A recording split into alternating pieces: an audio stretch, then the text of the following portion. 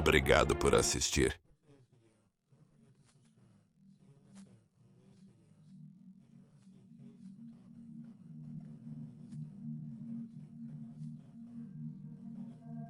Naba seguirá um caso. Mesmo parecendo extravagantes ou ridículos, os filmes de terror refletem nossos medos reais. Contudo, alguns filmes de terror não só contêm um pouco de verdade, mas são realmente baseados em fatos reais.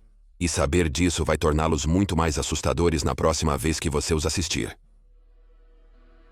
Tishmora do Pesadelo. Comecemos com o clássico de terror de 1984, A Hora do Pesadelo.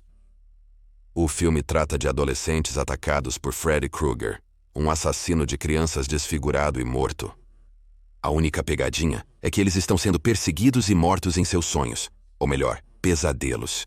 Definitivamente pesadelos. Essa premissa parece bastante imaginativa, porque as pessoas não podem realmente ser mortas ou morrer em seus sonhos, podem?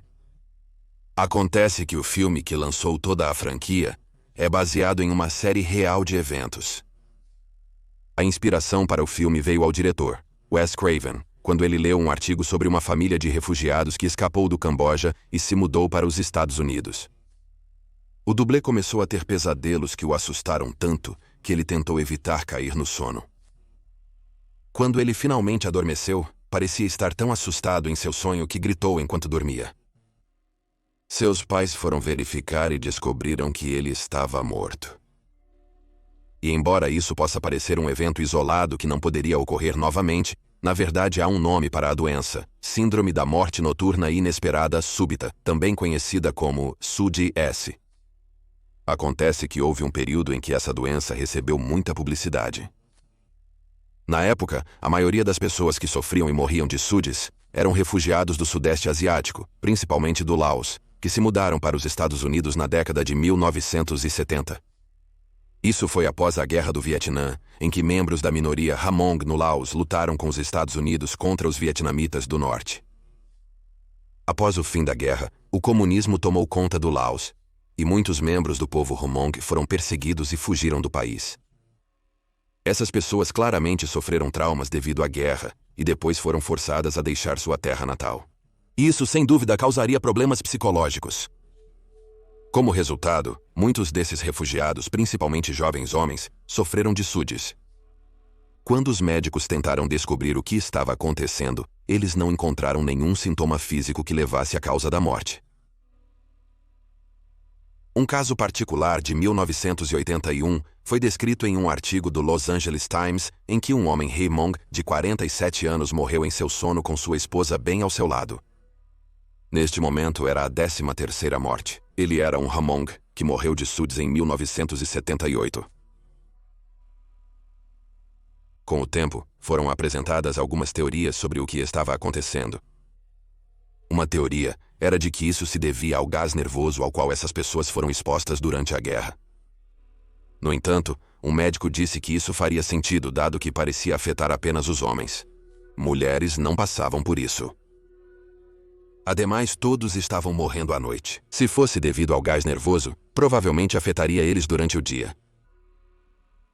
Outra teoria apresentada é que a SUDS tem a ver com arritmia cardíaca. No entanto, isso não é uma regra, porque existem algumas pessoas que sucumbiram a SUDS que não tinham problemas cardíacos. Existe uma explicação de que os membros da família Hmong sentem que seus ancestrais estão os punindo. Em sua fé, se uma pessoa não pratica corretamente, ela não recebe SUDS. Eles não recebem proteção de seus ancestrais. E muitos desses homens estavam em circunstâncias nas quais não podiam praticar corretamente, seja devido à Guerra do Vietnã ou à busca de refúgio nos Estados Unidos. Nesses casos, o curso de ação correto é ter um xamã para cuidar das coisas com aqueles que estão sofrendo. No entanto, como os imigrantes do Laos nos Estados Unidos estavam espalhados por diferentes estados, houve muitas vezes em que não havia um xamã disponível por perto. Uma pesquisadora chamada Shelley Adler investigou essa questão, e ela analisou como a paralisia do sono funciona biologicamente no corpo, mas também como existem explicações culturais para a paralisia do sono em muitas culturas diferentes. Ela chegou à seguinte conclusão. É minha alegação que, no contexto de estresse severo e contínuo relacionado à disrupção cultural e reassentamento nacional, exacerbado por intensos sentimentos de impotência sobre a existência nos Estados Unidos e a perspectiva de um sistema de crenças em que espíritos malignos têm poder para matar homens que não cumprem suas obrigações religiosas, ou solitário homem homem confrontado pelo terror luminoso do pesadelo, e ciente de sua intenção assassina pode morrer de SUDS. Então pode ser uma mistura de crença cultural, estresse, guerra e trauma que se unem quando alguém morre de SUDS. Isso torna o filme muito mais assustador. 2. A Possessão. O segundo filme é um filme de terror de 2012 que se baseia no legado de filmes como O Exorcista de 1973. Uma criança cujos pais estão se divorciando encontra uma caixa em um bazar. No filme, um espírito trancado em uma caixa discreta assume o controle da criança. No final, eles têm que destruir a caixa para destruir o demônio. A história real que inspirou este filme é confusa em partes, mas aqui está o cerne. Em 2001, Kevin Maness achou um armário de vinho numa venda de garagem.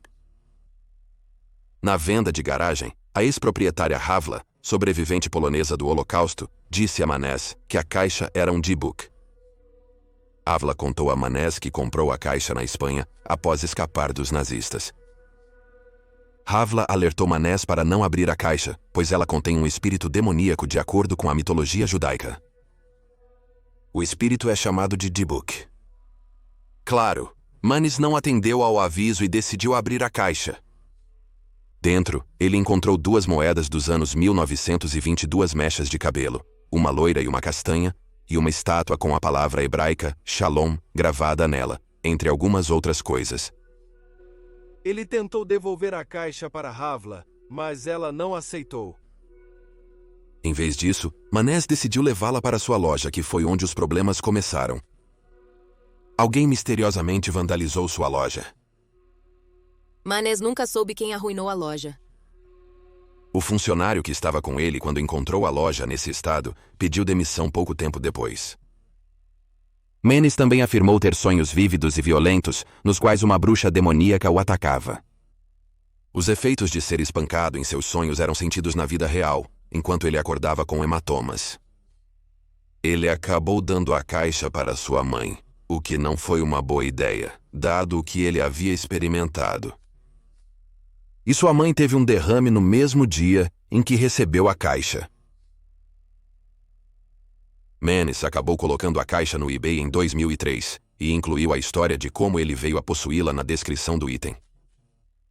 O segundo dono, Yusuf Nitsky, passou por eventos parecidos aos de Maness.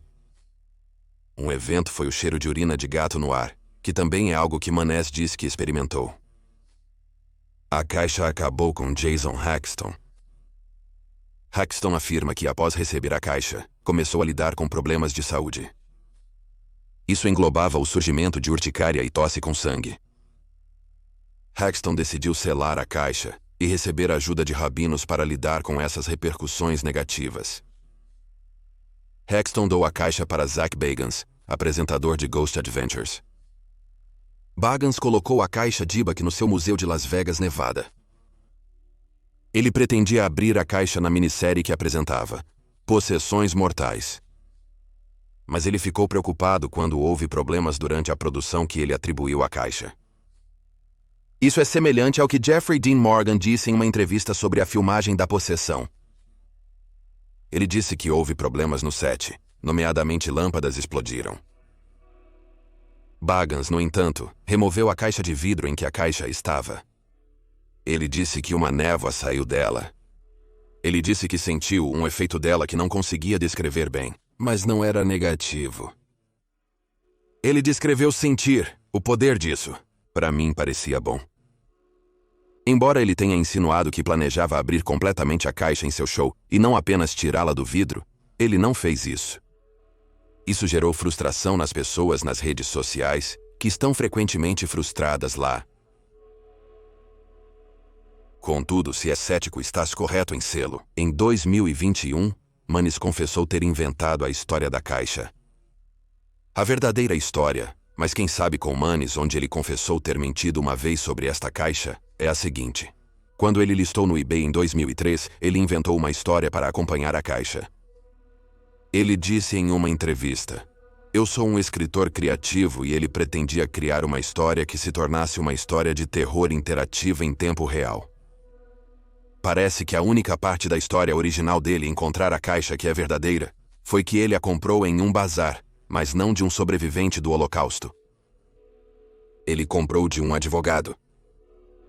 Então, como é que quando as pessoas entram em contato com a caixa, elas também afirmam ter experiências negativas com ela? Post Malone também teve um incidente com a caixa. Detalhes no nosso vídeo. 3 das maiores maldições de Hollywood.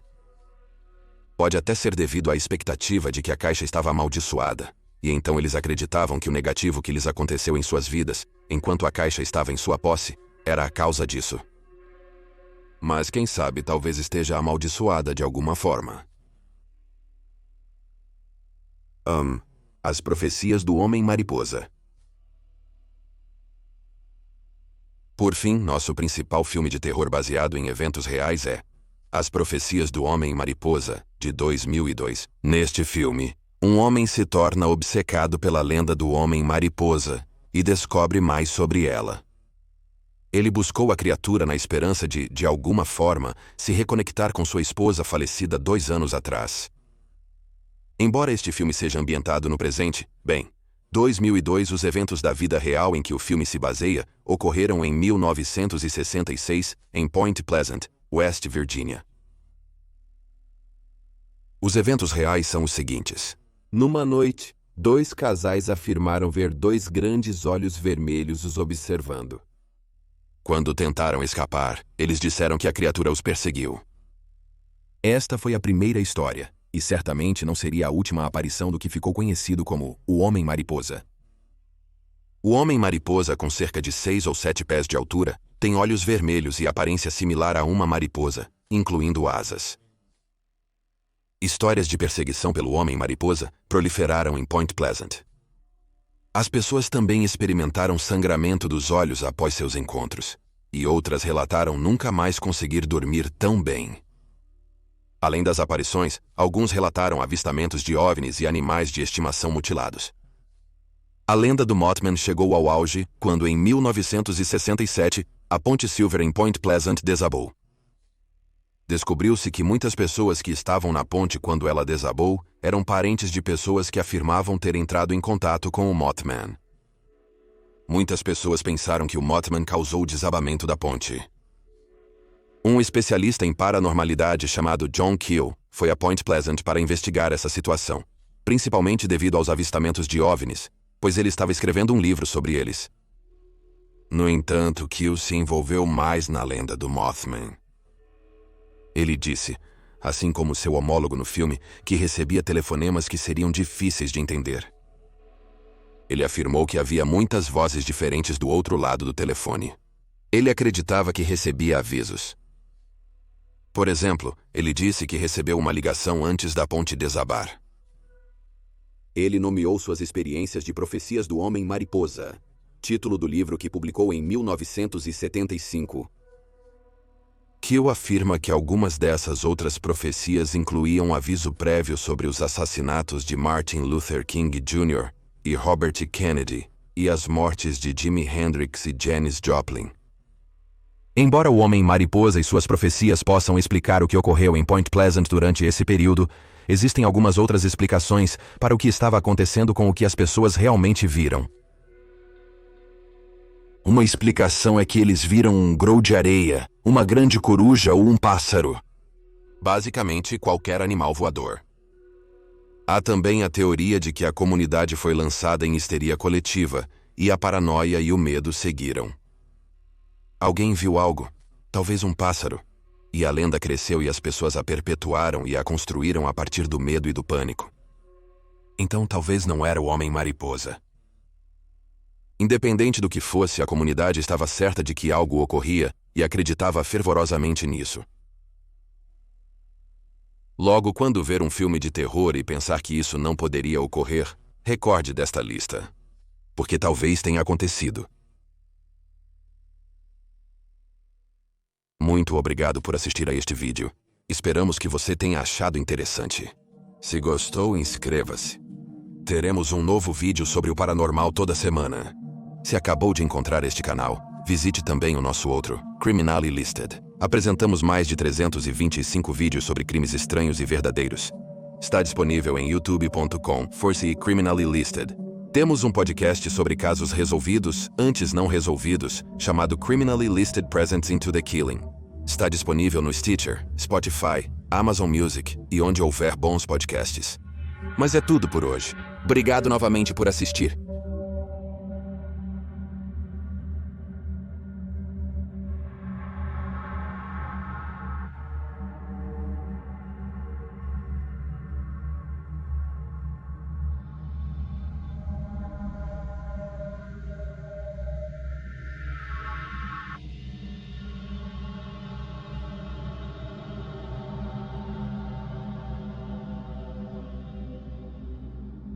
Te vejo na próxima vez.